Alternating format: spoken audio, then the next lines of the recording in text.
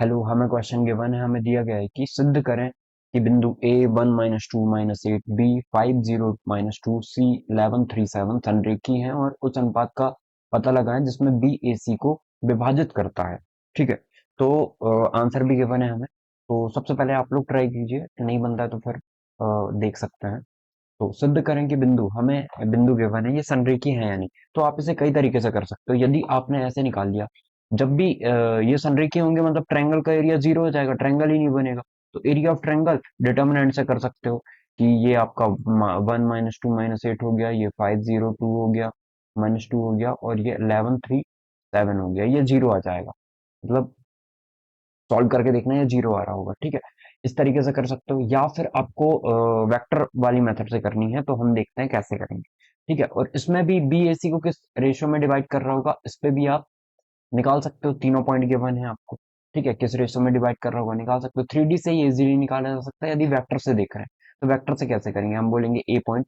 हम मान लेते हैं कि ये जो है इस तरीके से है, 3 पॉइंट। अब ये संरेखी है या नहीं, वो प्रूफ करना पड़ेगा। तो ए, ये बी पॉइंट हो गया और ये सी पॉइंट हो गया। यदि ये संरेखी होंगे, इसका मतलब क्या होगा कि A B plus B C equal to में ए सी आ जाएगा, यदि ये वेक्टर में ले लें हम तो। ठीक है। तो अभी वेक्टर ए, अभी पॉइंट गिवन है हमें 1 - 2 - 8। वैसे ही बी का पॉइंट गिवन है 5 0 - 2। फिर सी का पॉइंट गिवन है 11 3 7। तो अब हमें बताना है कि ये संरेखी है। संरेखी करने के लिए अभी हम सबसे पहले वेक्टर ओ ए निकाल लेते हैं। ओ ए मतलब पोजीशन वेक्टर ए कितना आ जाएगा, 1 - I - 2 j - 8 के आ जाएगा। ठीक है। वैसे ही बी वेक्टर कितना आ जाएगा। तो हम अब सबसे पहले वेक्टर ए में यदि आपको बताऊं, ओ ए वेक्टर कितना हो जाएगा, वो हो जाएगा आई माइनस का 2j माइनस का 8k। ठीक है। वेक्टर ओ बी कितना हो जाएगा, वेक्टर ओ बी की बात करें हम तो वो हो जाएगा 5i, जे नहीं होगा, के हो जाएगा -2k। ठीक है। वैसे ही ओ सी की बात करें तो ये आ जाएगा 11i प्लस का 3j प्लस का 7k, ये आ गया। अब अब हमें क्या बताना है, हमें बताना है कि ये जो है हमारा मतलब संरेखीय होंगे, तो हमें क्या निकालना पड़ेगा, ए बी निकालना पड़ेगा पहले। तो ए बी कैसे निकले, ए बी निकालने के लिए हम निकालते हैं B O B minus O ए, निकालने तो आ जाएगा। ठीक है। तो 5i में से आ जाएगा तो 4i बचेगा, और जे वाली टर्म तो एज इट इज आ जाएगा, माइनस का 2j, माइनस माइनस प्लस हो जाएगा, और माइनस का 2k माइनस माइनस 8k, तो प्लस का 8k हो गया। प्लस का 8k में से 2 भी जाएगा तो आपका 6k बचेगा। तो प्लस का 6k आ गया। ठीक है। वैसे ही हम बी सी निकाल लेते हैं। तो बी सी कितना आ जाएगा, ये बी से सी तक की डिस्टेंस, मतलब सी माइनस बी तो 11 - 5 मतलब 6i। ठीक है। फिर 3j का 3j आ जाएगा। फिर 7k माइनस माइनस प्लस 2 हो जाएगा तो 9k आ जाएगा, ये आ गया। अब ए सी निकाल लेते हैं।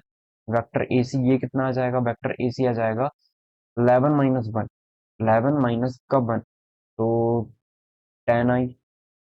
फिर ये 5j हो जाएगा, और फिर 7 + 8 15k हो जाएगा ये। आई होप आपको क्लियर हुआ होगा एसी कैसे निकला है हमारा। 10 11 - I 10, फिर 3 माइनस माइनस प्लस हो जाएगा तो 3 2 5 7 8 15, इस तरीके से आ गया। अब हम एक काम करते हैं, इनका हम मैग्नीट्यूड भी निकाल लेते हैं। इसका मैग्नीट्यूड यदि हम देखें यहाँ पर, तो इसका मैग्नीट्यूड कितना हो जाएगा, मैग्नीट्यूड ऑफ ए बी ये हो जाएगा 4 का स्क्वायर 16 प्लस 4 चौको 16, 2 दूनी 4 और 6 6 36, इस तरीके से हो जाएगा। मतलब ये आ गया है अपना 20 20 और 56। ठीक है। तो 56 को 7 × 8 लिख सकते हैं, मतलब 2 बाहर आ जाएगा और 14 बचेगा, इस तरीके से आ जाएगा। अब BC का निकाल लेते हैं यहाँ पे। तो वेक्टर BC का मैग्नीट्यूड कितना आ जाएगा, ये आ जाएगा वेक्टर BC का मैग्नीट्यूड 6 का स्क्वायर 36 प्लस 3 का स्क्वायर 9 प्लस 9 का स्क्वायर 81। यहाँ से हमें 9 कॉमन दिख रहा है, तो 9 कॉमन निकाल लेते हैं, 3 बाहर आ जाएगा। अंदर कितना बचेगा, यहाँ पे बचा 4, यहाँ पे 1, 4 और 1 5, 5 और 9, 5 और 9 14, तो ये 3 √14 आ गया है। अब AC का मैग्नीट्यूड निकाल लेते हैं। AC का मैग्नीट्यूड कितना आ जाएगा, ये आ जाएगा 10 हमें दिख रहा है सभी में, 5 दिख रहा है सभी में, 5 कॉमन निकाल भी नहीं सकते। 10 का स्क्वायर कितना हो जाएगा 100,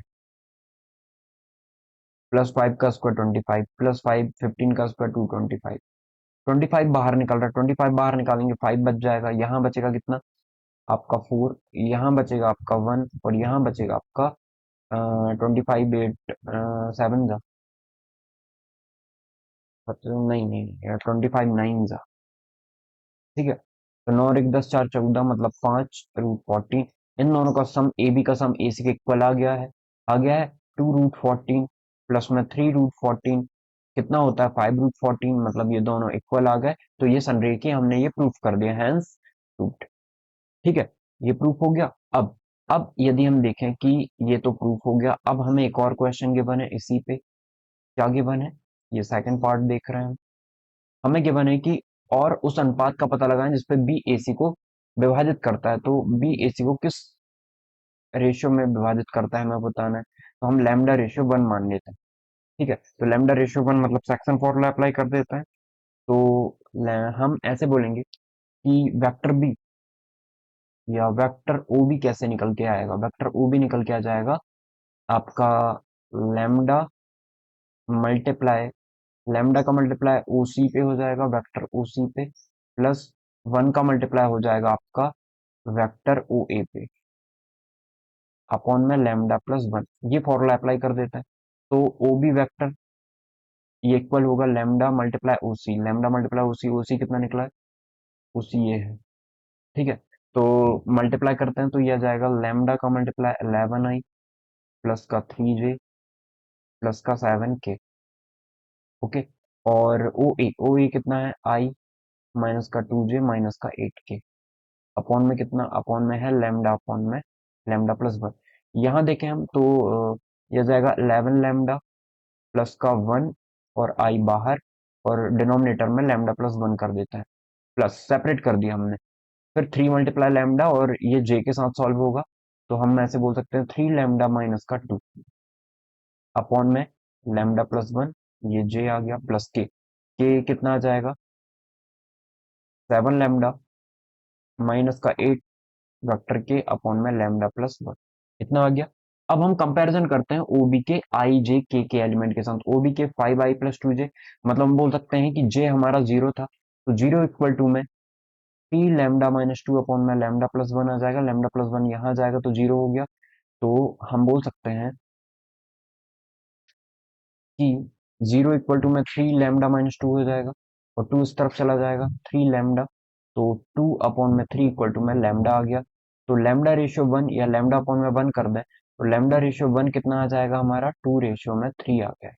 और यही हमारा करेक्ट आंसर है। आप चाहते तो इसको और इसे लेके भी सॉल्व कर सकते थे, लेकिन हमारा ये इजीली आ गया है। तो आई होप आपको समझ में आया होगा हमने इस क्वेश्चन को कैसे सॉल्व किया है।